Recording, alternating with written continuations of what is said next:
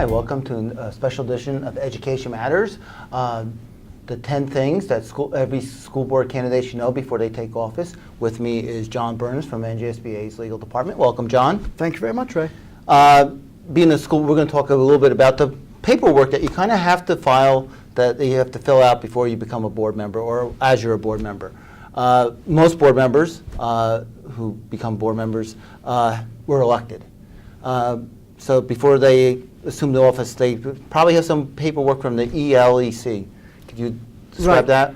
If a school board member spends any money with regard to any campaign efforts, they must file forms with the Election Law Enforcement Commission. And there are deadlines that they must follow with regard to filing those papers. And that's like any other elected position in the state, whether it's municipal official, freeholder, or anything, you all have to fill That's those exactly out. right. These forms that they must file are the same forms that any politician, whether you're running for governor or town council, must fill out when they have an election campaign. Okay, I'm elected to the school board, and fairly soon after I'm sworn in, I might be seeing something that asks me for a financial disclosure form. Why do I have to fill that out?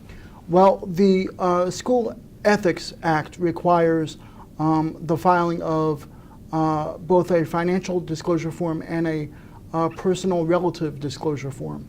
And those forms are to let the School Ethics Commission know, as a public official, where your sources of income are coming from, and then also whether or not you have any relatives that happen to work either in a school district or for a contractor for a school district. And once again, these disclosure forms, both of them, it's similar. Any other public official, and not just elected officials, have to fill out those, particularly the financial disclosure form. That is correct. With regard to the financial disclosure form, the disclosure form that the School Ethics Commission requires you to fill out must also be filled out by certain administrators in your school district, including the superintendent. And it doesn't, You don't list how much money you have, but you list the key thing is listing the sources of income. That is correct. And the School Ethics Commission requires any sources of income over $2,000 to be listed on the form. Okay, thank you, John.